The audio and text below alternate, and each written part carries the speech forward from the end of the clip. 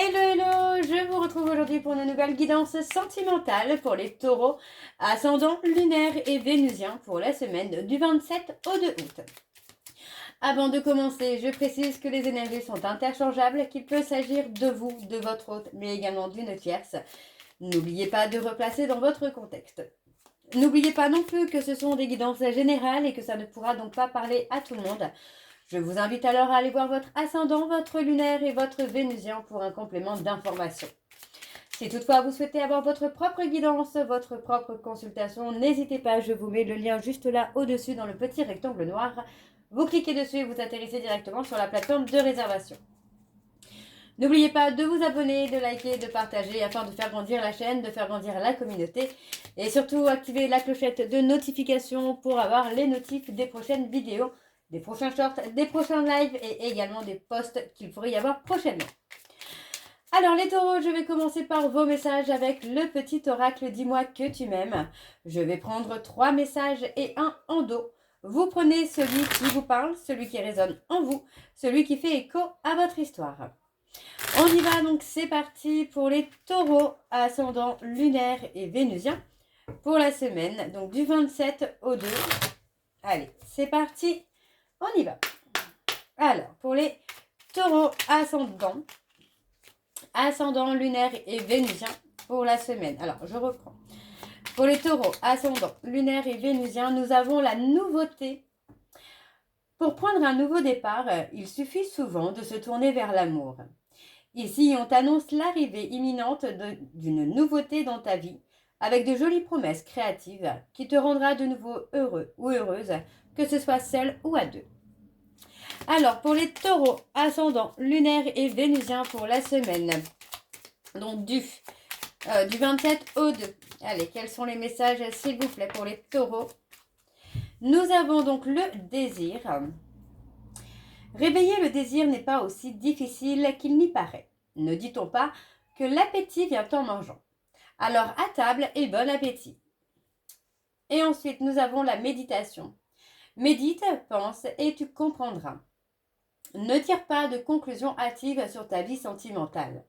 Prends bien le temps de peser le pour et le contre avant de prendre une décision et d'orienter officiellement les choix vers une direction. Et en dos, donc, nous avons le duo.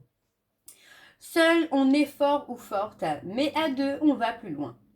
Ici, c'est une très belle compatibilité qui va se former ou se consolider pour engendrer de nouvelles aventures amoureuses. Le soutien et l'échange seront simples et efficaces. Donc voilà les taureaux pour vos messages. On va donc commencer votre guidance par l'oracle des miroirs. Je vais bien sûr aller voir à la coupe pour avoir vos énergies dominantes et on ira ensuite sur un tableau en 7 cartes. Alors on y va, c'est parti donc pour les taureaux ascendant lunaire et vénusien pour la semaine du 27 au 2. Alors c'est parti pour les taureaux ascendant lunaire et vénusien pour la semaine du 27 au 2. Quelles sont les énergies dominantes, s'il vous plaît, pour les taureaux ascendant lunaire et vénusien pour la semaine du 27 au 2? On parle de choses qui ne sont pas totalement dites, finalement. On a quelque chose où on préfère se taire, ne pas trop en dire. Alors, pour les taureaux, alors, on a une évidence, on a la prise de conscience.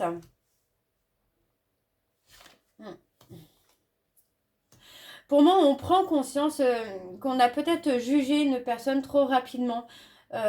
Et on commence à conscientiser qu'on a préféré porter peut-être des accusations pour se protéger, par protection, de ne pas souffrir. Pour moi, on parle d'un repli sur soi, d'une période de retrait, de solitude, pour retrouver ce petit confort qu'on peut avoir. Pourtant, on a quand même quelqu'un, alors soit vous pensez à cette personne, soit cette personne pense à vous. Moi, j'ai la notion quand même où il y a des pensées qui sont réciproques, où on repense aux petits moments d'échange de bonheur qu'on a pu avoir avec cette personne. Mais ouais, il y a la peur d'être trahi qui refait surface.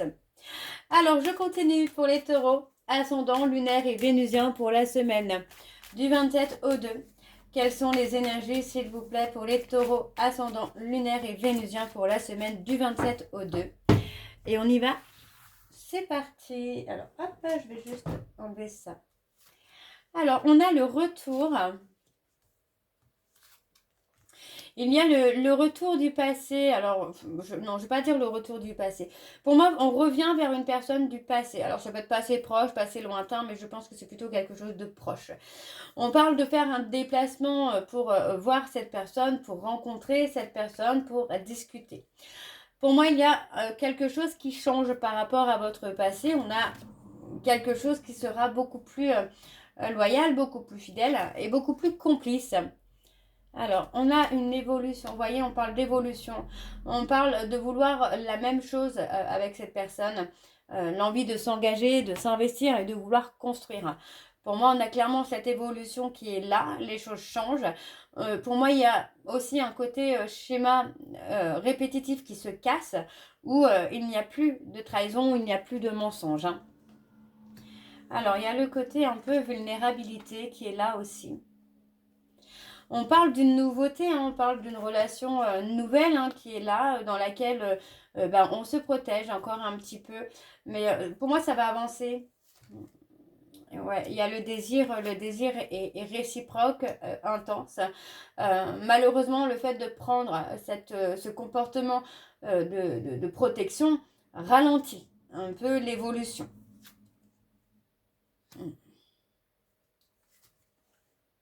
Ouais, ça ralentit hein, l'évolution de la relation. Alors ça ne l'arrête pas du tout, hein, mais ça ralentit hein, fortement l'évolution qu'il peut y avoir.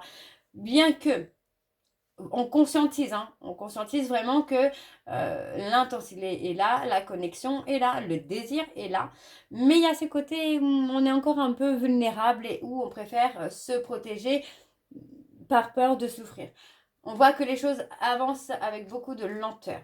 On parle d'une personne qui est loyale, fidèle, intègre, d'accord? On parle de quelqu'un qui veut être dans la construction, qui veut s'engager, qui veut construire avec vous, qui veut vraiment bâtir quelque chose de fort, d'intense avec vous. On vous dit ici que c'était inévitable, d'accord? Pour moi, il n'y a pas d'obstacle. On est plutôt sur quelque chose qu'on ne pouvait pas éviter. Donc, c'est une rencontre qui n'est pas due au hasard.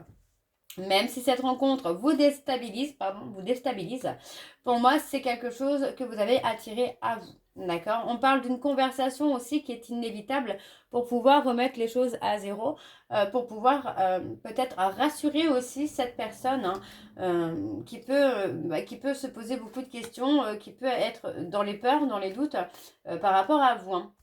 Ouais, vous voyez, on parle d'une femme hein, qui peut être dans la peur que vous ayez rencontré quelqu'un d'autre ou que vous soyez passé à autre chose. Hein. Ouais, on parle de quelqu'un quand même qui est patient ou patiente, mais qui a, vous voyez, on parle vraiment d'avoir la nécessité de rassurer cette personne qu'il n'y ait personne d'autre. Hein. Ouais, pour moi, j'ai quelqu'un qui peut avoir des peurs et des doutes qui se réveillent. Pour moi, on a quelqu'un qui pense beaucoup à vous, mais on a surtout quelqu'un qui peut être dans la réflexion aussi par rapport au passé, par rapport à ce que cette personne a pu vivre par le passé.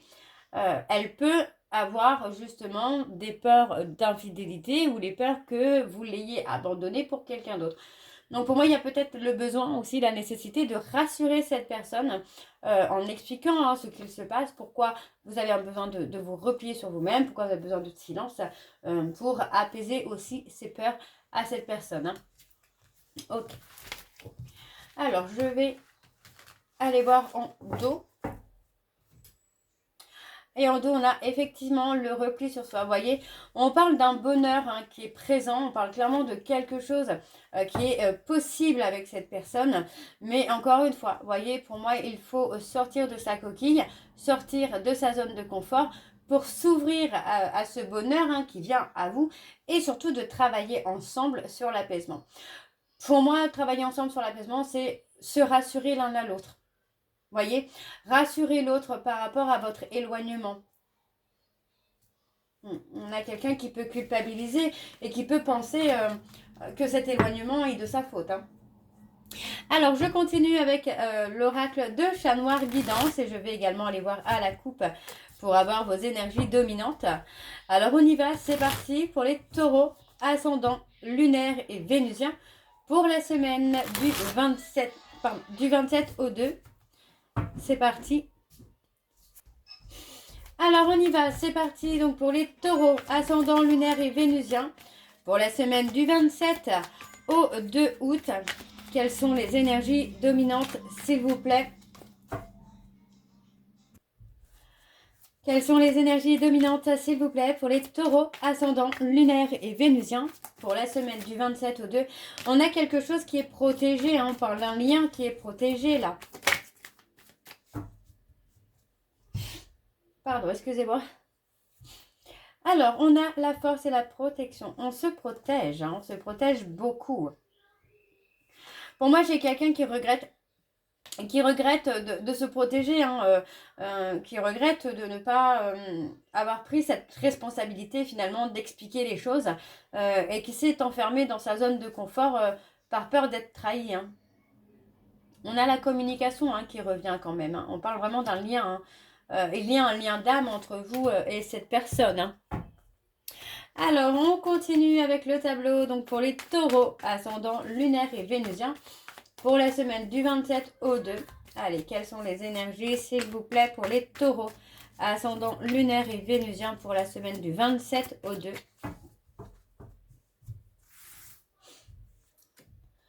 Alors, on a les cancers. On parle de se libérer hein, de son passé. Hein. Pour moi, se libérer d'une blessure du passé est nécessaire hein, si vous souhaitez avancer, si vous souhaitez aboutir avec cette personne. Hein. Ouais. On parle d'un arrêt qui a été soudain, d'un arrêt qui n'était pas prévu. Hein. Ouais. On parle d'un arrêt soudain qui est intervenu hein, par rapport aux peurs, aux doutes hein, qu'on pouvait avoir. Hein. Mais cet arrêt soudain amène un nouveau départ. Un nouveau départ avec un aboutissement. Hein. Ouais, il y a le changement, l'évolution. Moi, j'ai quelqu'un qui sort de sa zone de confort. Hein. Ouais, pour moi, j'ai une personne qui souhaite que vous restiez avec lui ou avec elle. Là. Alors, on parle de quelqu'un qui est dans la loyauté, dans la fidélité. On parle de quelqu'un avec qui il va y avoir un visuel prochainement. Et suite à ce visuel, il va y avoir du changement, hein, il va y avoir de l'évolution. Mais pour l'instant, pour moi, il est quand même urgent, j'ai envie de vous dire urgent, de rassurer l'autre. Vous voyez, parce que pour moi, on a quelqu'un qui est en insécurité, hein, qui est dans les peurs, dans les doutes, là. Alors, on a la protection, encore une fois.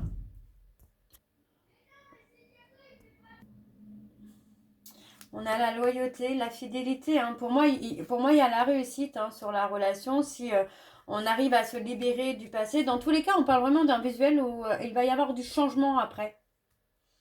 Ouais, ouais on parle d'avancer.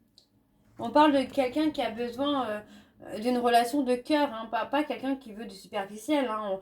Pour moi, j'ai quelqu'un qui veut cette renaissance sentimentale. Hein. Ouais, pour moi, j'ai une personne qui a peur.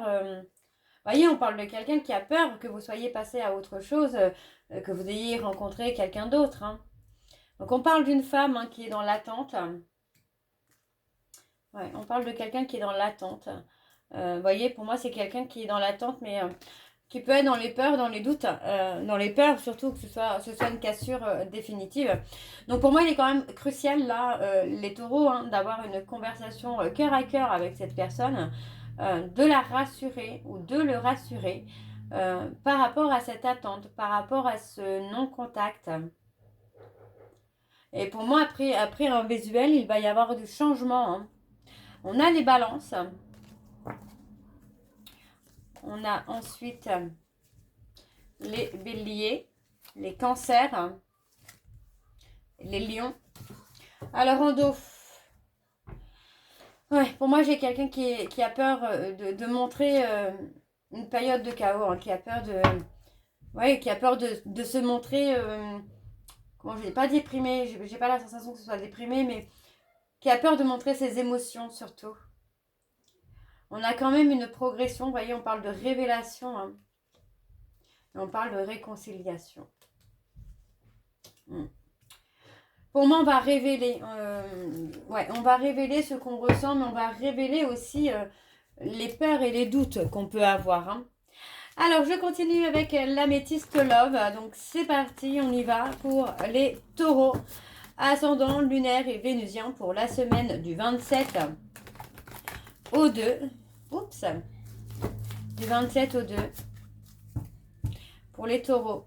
Ascendant lunaire et vénusien pour la semaine du 27 au 2. C'est parti. Alors, pour les taureaux, ascendant lunaire et vénusien pour la semaine du 27 au 2. Quelles sont les énergies? Ouais, on parle de construction, hein, on parle de quelque chose de fort, de solide. Hein. Alors, pour les taureaux, ascendant lunaire et vénusien pour la semaine du 27 au 2. Alors, on a pas mal de questionnements. On parle de transformation, d'évolution. On a un côté métamorphose. Alors, on y va, c'est parti. Alors, on a le choix. On parle de faire un choix. Par rapport à des difficultés, on parle de faire un choix. Il y a la transformation. Vous êtes le maître de votre vie. Hein.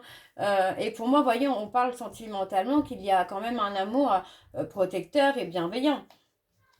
Alors, on parle d'un éloignement. Vous voyez, pour moi, on n'ose pas dire ce qu'on ressent. Pour moi, c'est ça, c'est la peur de dire ce qu'on ressent. On préfère s'éloigner finalement. On a la sagesse.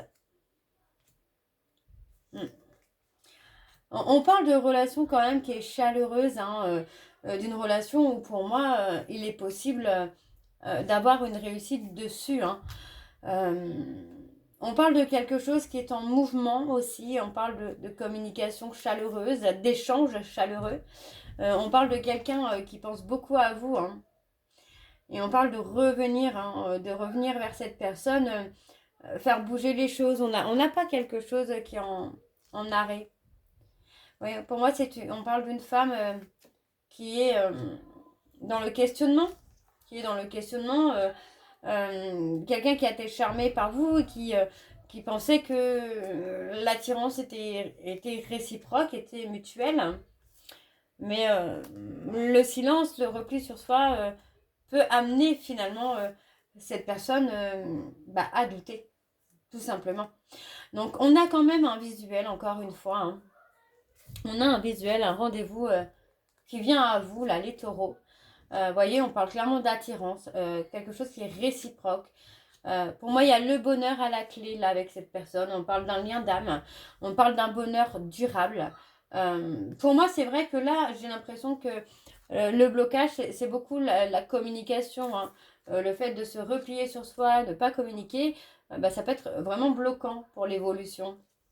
On parle d'un lien karmique, vous voyez, on parle d'être dans la méfiance, de peur d'être trahi, de peur d'être abandonné. On est dans la méfiance et dans ces cas-là, on se replie sur soi. Donc, on parle pour moi ici d'un lien karmique long, alors je ne vais pas dire long, mais d'un lien karmique durable, dans lequel les sentiments et l'attirance est réciproque, mais dans lequel il y a un blocage sur la communication qu'il faut travailler pour pouvoir faire évoluer le lien, faire évoluer la relation. Alors, je vais aller voir en dos ce qu'on a.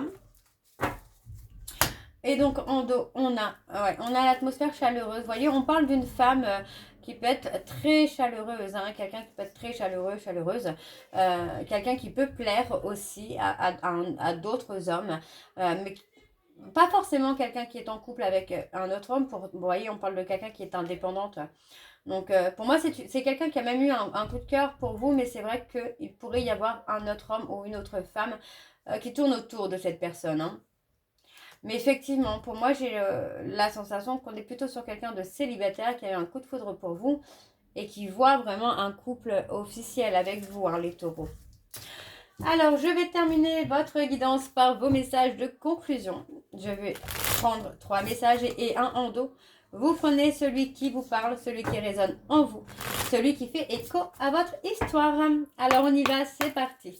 Pour les taureaux, ascendant, lunaire et vénusien, pour la semaine du 27 au 2, quels sont les messages de conclusion, s'il vous plaît, pour les taureaux, ascendant, lunaire et vénusien, pour la semaine du 27 au 2. Alors, le premier message pour les taureaux. Compromis à faire pour sauver une relation. Le deuxième message. Choix déterminant à faire en amour. Et le troisième message. Entre déception et colère. Une relation s'essouffle. Et le dernier message, nous avons un besoin de faire une pause est nécessaire pour se retrouver.